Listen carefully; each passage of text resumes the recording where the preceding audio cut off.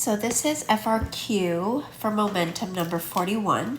And this one is actually a pretty difficult problem for a multiple choice question. It requires quite a bit of steps. And the answer key tells you that it should be 25, or at least it did, but it is actually D. So let's go through the steps to figure that out. First thing you know is that you've got a dart with a mass of 0.02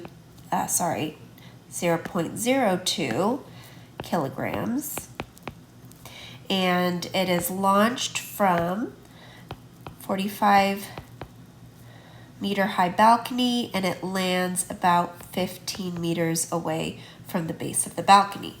And the length of the gun barrel, which we can assume is going to be the spring stretch, delta x, is equal to 10 centimeters, which is 0.1 meter. And obviously this dart is going to launch out at a specific velocity. So as long as we keep the gravitational height, so we'll call this position right here, and let's just say that's 45 meters. This is equal to 0. Then when we do our conservation of energy equation, we can take all of our spring energy when the gun is loaded and set it equal to our full kinetic energy just after the dart is launched. And in that scenario, we would end up with 1/2 K delta X squared equals 1/2 mv squared. Now, the only problem with this is we do not have K and we do not have V. So we are going to solve for velocity first using kinematics. So let's say that this height right here is negligible. So we'll just call this, where the dart is being launched, 45, and I'm going to use kinematics to solve for velocity, but I always start with the y component first.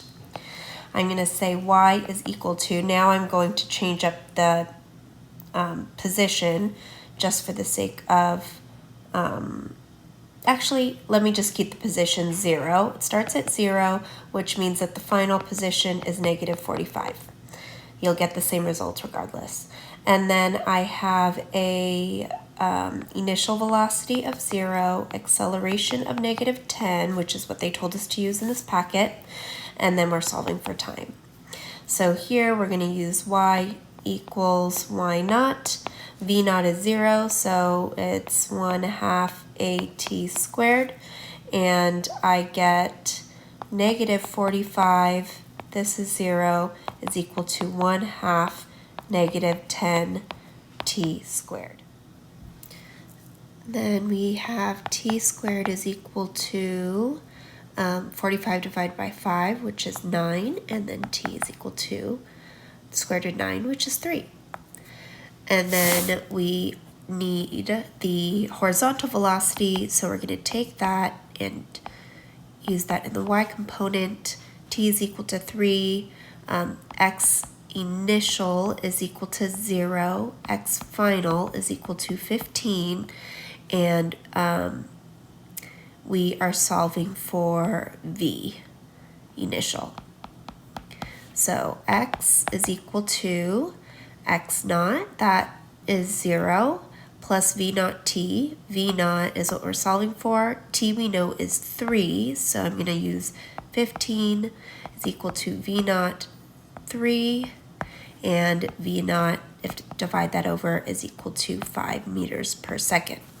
So now what we have is this velocity. We know the mass and we know delta x. The 1/2s here can actually cancel out. And so if I continue this equation, I have k times delta x, that's 0.1 squared, is equal to a mass of 0.02 times 5 squared. And k is then equal to 0.02 times 25 divided by 0.1 squared, and that gives me a value of 50 newtons per meter. And then from there, I need to still solve the question of the average horizontal force. Well, for a spring, the force of a spring is negative K delta X. And in this scenario, I've got 50 as my K value. Delta X is 0.1. Actually, if I'm compressing it, it's negative 0.1 and negative 50 for the negative K, and that ends up as 5 newtons of force. And that gives me the answer of D.